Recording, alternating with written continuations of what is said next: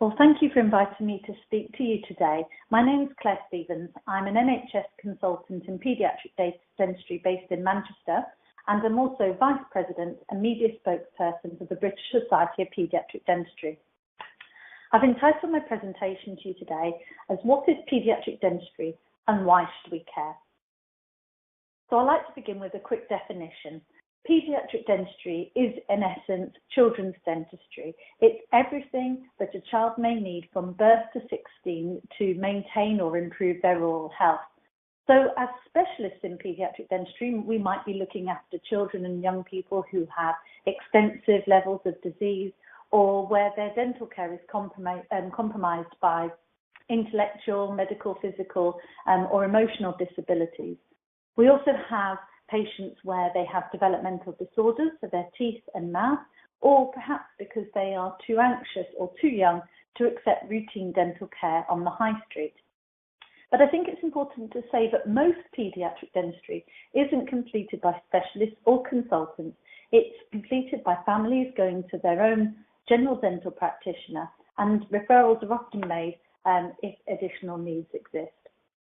So children's oral health has been in the news, particularly over the last 2 years, and the public are very aware that thousands of children are having teeth taken out whilst they're asleep under general anaesthetic. The headlines have been there really over the last 2 years in particular, and I think that's in part because we now know how much this is costing us. So to give you a few facts behind this, paediatric dental general anaesthetic. So by this, I mean multiple teeth coming out for children up to the age of 16 whilst they're fast asleep.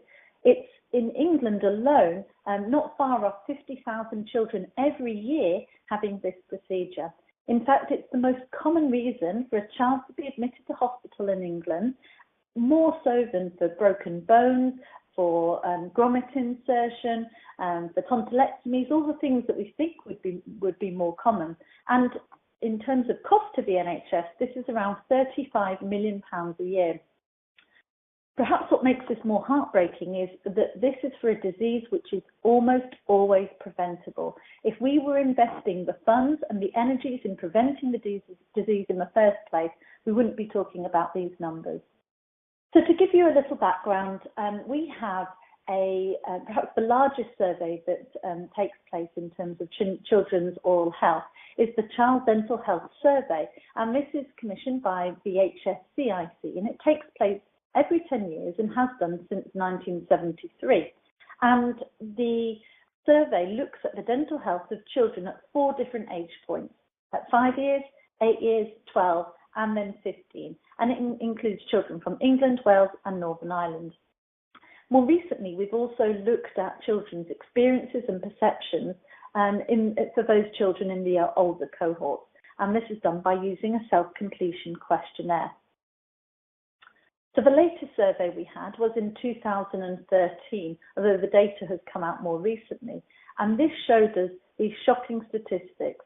Nearly a third of 5-year-olds and nearly a half of 8-year-olds have experience of dental decay. And in the older patients, over half of 12-year-olds and nearly 2/3 of 15-year-olds have clinical decay experience, which is a more refined measure of decay. We are talking about huge numbers of children with dental disease in their mouth. The families that you support and care for, the majority of them are going to have dental disease.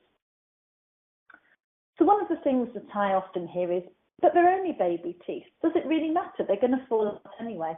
Well, actually, yes, it really does, because decayed teeth, whether they're baby teeth or adult teeth, do have the potential to cause pain, infection, swelling, to affect growth and to disrupt school attendance. And of course, there's also the knock-on effect to the families too. That might be missed time off work, or to take the child to the dentist, or because they've been up the night before. And if we go back to the Child Dental Health Survey, 10% of parents of 8-year-olds reported that they had experienced sleep disturbance as a result of their child having toothache. So we haven't even begun to quantify the effect on industry because, again, of the effect of a preventable disease. So baby teeth really do matter. And I'd like to illustrate this point by sharing a case with you. This is a young lad who was admitted to hospital and was there for 2 months, and for part of that time in isolation. He had come into hospital because he had a spiking temperature, and nobody could determine the cause for his infection or his illness. The cost was approximately £150,000. And finally, someone thought, I wonder if we should ask the dentist if they can help. They looked inside the mouth, and this is what they found. It doesn't take a dentist to spot that this is extensive disease in the primary dentition, but sadly a sight that is not uncommon for those of us working in specialist services. This child had multiple teeth taken out under general anaesthesia the next day and was home not long after. But there have been improvements. If we go back to surveys, in the early 1970s, around 70% of children were starting school with experience of dental decay. And it has improved, so it's now around 50-50, 50 with decay, 50 without. And these improvements are largely due to education and also the widespread use of fluoridated toothpaste, which has been mainstream since the 1970s. But the reductions and the improvements in children's oral health that we're seeing are most pronounced in those older age groups. Although there have been improvements in the younger children, the improvements seem to have levelled off more recently.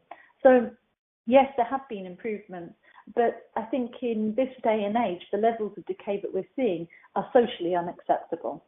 We also know that inequalities persist, and children coming from lower income families are almost twice as likely to have decay, they're more likely to experience toothache, and they're likely to have found difficulty in finding an NHS dentist. They're also more likely to report problems in their daily life caused by their oral health. So I ask you, when you're visiting these families, we often know, the families that are more perhaps socially complex. I know you're busy thinking about the all-round experience of these children, but please try not to forget teeth as well, because they may be experiencing dental discomfort. There's also inequalities by geographical region.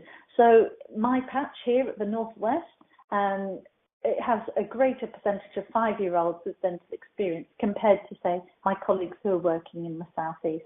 So there's inequalities both by socio-demographic status and also by geographical region. And this is in part due to the two factors being interlinked, but also because some of these areas will have fluoride in their water supplies and others will not. So if we look more specifically at the younger patients, many of whom will be well known to you and your teams, and this is a really important document because Public Health England a few years ago looked at the dental health of 3-year-old children, and this is the first time we've looked at children of this age. And unfortunately, the results were shocking. They showed us that 1 in 8 3-year-old children had already got dental decay. So why is this important? Because if we wait until we get to school, it's too late. We need to get these families accessing dental care before they reach school age. So how can we improve children's oral health? Well, I'm a bit of a list person, so I've put this in a 5-point plan for you. Firstly, I think we need to focus on prevention. 2, there needs to be an overall reduction in sugar intake. 3, we need to increase access to fluoride. And 4, improve access to general dental services. And finally, we need to reinforce education and make sure messages are clear and consistent. So to go through those a little bit more in turn, prevention. I've talked a few times now about the fact that dental disease is almost always preventable. And north of the border in Scotland, they've introduced a national programme of prevention called Child Smile. This is a scheme where there is funding to support early involvement. So all families are registered from birth. The families access their own dentist. There's also brushing programmes in nurseries and placement of fluoride as well, particularly for those deemed to be most at risk. And Wales has a scheme too. It's called Design to Smile. So I am delighted to announce that just a few weeks ago, our England's Chief Dental Officer, Sarah Hurley, launched Smarter Life, which is going to be England's equivalent programme of prevention. It's still early stages. It's going to be launched September 2017, but we're hoping that this will be a really positive step to improving children's oral health. Secondly, prevention from birth. So this is where you are extremely important, making sure that the messages that we deliver are consistent, not just from a health, but also a dental perspective. And this is what you're already doing, making sure that children are registered with the dentist, so that they're accessing care that way, and also making sure that their weaning information is correct, so that we, for example, introducing open top and free flow cups from 6 months with the idea of no more bottles after a year of age, not to add anything other than milk to a baby's bottle, so that we're not giving sugar drinks. It's this type of information which I know you're all familiar with. We also, from a dental perspective, need to ensure that the contract that our general dental practitioners work with supports prevention, and we need to also make sure that universal measures for all are in place, as well as targeted measures for those most in need.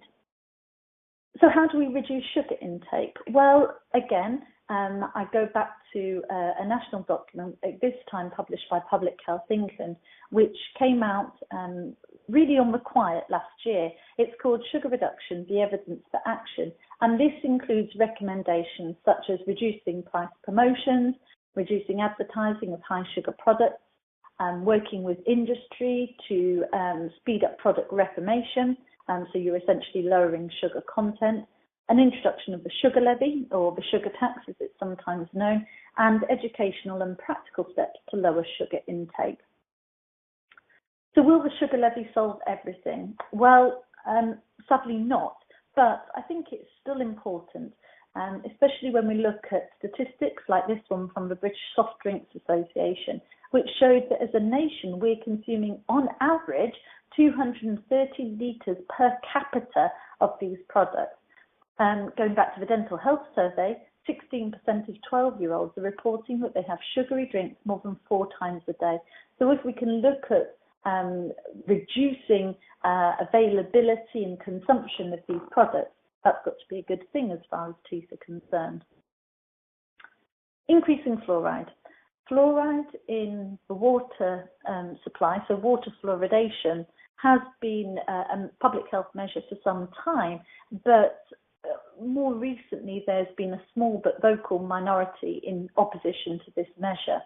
There is evidence that it works in terms of reducing decay experience, and more recently we have evidence that children, young children, are less likely to be admitted to hospital for dental extractions if they're living in a fluoridated area. So it still may have a role to play. Improving access. One of the British Society of Paediatric Dentistry's campaigns over the next 2 years is going to be the Dental Check by One campaign, where we encourage and support families to access dental care as soon as their child's baby teeth come through, so that's usually around 6 months of age, but certainly by the time the child reaches their first birthday. The rationale for this is if we can get the families in early, we can make sure that they're accessing preventative information, and we hope we'll be able to prevent the disease levels that we're currently experiencing. So please, when you're going through your checks at the 1 year check, keep mentioning the dental registration. It's really important for us. And as a profession, we're going to be doing a lot of work with our colleagues in general dental practice, so that when a child attends there on or before their first birthday, they're welcomed, and that the colleague understands and is confident in managing that child and their family.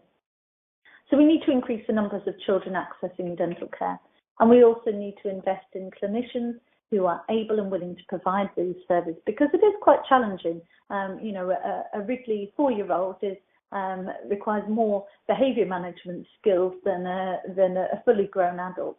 And this may mean increasing the number of specialists, because quite frankly, at the minute, there's not enough of us. And finally, we need to reinforce education. There's a lot of this already going on.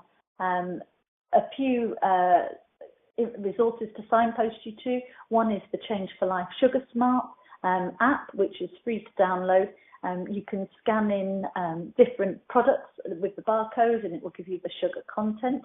There's also the British Dental Association's Make a Meal of It campaign, which is the idea that rather than having snacks throughout the day, we encourage children to have bigger meals, so that, for example, I'm a mum of a coming up 2 and 4-year-old, and the number of times I get, I'm hungry, can I have something to eat? Well, the BDA's campaign is perhaps make it say 4, smaller meals, rather than the kid getting hungry in between meals and snacking, which is not great for overall health or dental health. I've also put here the Brush DJ app. If you haven't come across it, it's fantastic. Again, it's free to download, and it plays music to children for the 2 minutes, so that we're getting them to brush their teeth for twice a day for 2 minutes each time. So have a look at that if you haven't already seen it. And I've also included my own blog on children's oral health, which is written as a resource for parents primarily, but I know I have a lot of followers who are health visitors, school nurses, working in public health or oral health promotion. And it's written as an evidence-based resource, but with that kind of pragmatic touch that I hope I've gained from becoming a mum too. So why are you so important? I'm delighted to be asked to speak to you today because you are going to be you're going to continue to be vital for us as children's dentists in helping us to reach these families and to support them in getting access to the correct information. I know from my own personal experiences that my health visitor was the first person I talked to when I wasn't sure about my child's sleep, when I wasn't sure about weaning, and you are seen as a trusted source of information. So families who may not have even registered with their own dentist yet will be seeing you, and your role in supporting them is incredibly important. And I understand that you're doing that within time and financial constraints. So some of the key messages that you may wish to consider if you're not already doing so are the dental check by 1. So registering with the dentist as soon as teeth come through, and certainly by the first birthday. From the weaning perspective, to introduce the open top or free flow cup from around 6 months, with the idea that bottles should not be required after the first birthday. That sugary drinks should not be put in a bottle. I do see still babies or toddlers even coming in with juice, with Coke coming in their bottles, and obviously we know what this, that this isn't good news for dental health or when we're considering the obesity agenda. And also, helping families find dentists. The NHS Choices website has a Find a Dentist section on it, which is really good. You can put in a postcode and find out practices that accept children and are accepting families as well, and how far they are from the postcode address.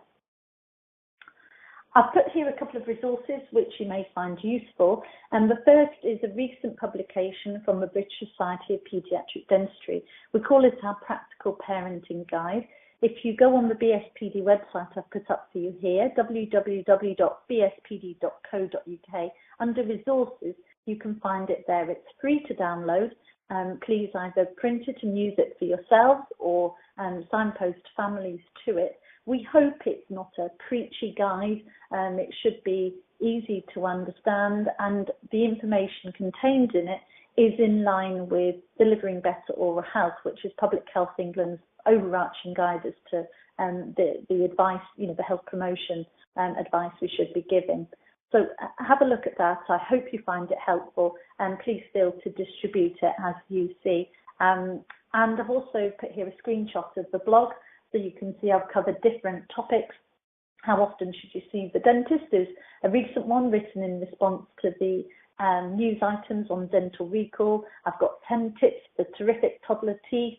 I've got how not to get holes in your child's teeth. I've got things about snacking, dummy use, things like that. So again, have a look at that. I hope you find it helpful, and you'll find ways of contacting me if I can be of any further assistance to you. So finally, please can I thank you again for inviting me to speak to you today, and thank you for all that you do in supporting these families. I'm really honoured to be able to talk to you today, because by working together and by collaborating, as your organisation has been so keen to do, we have a real chance of improving children's oral health. Thank you.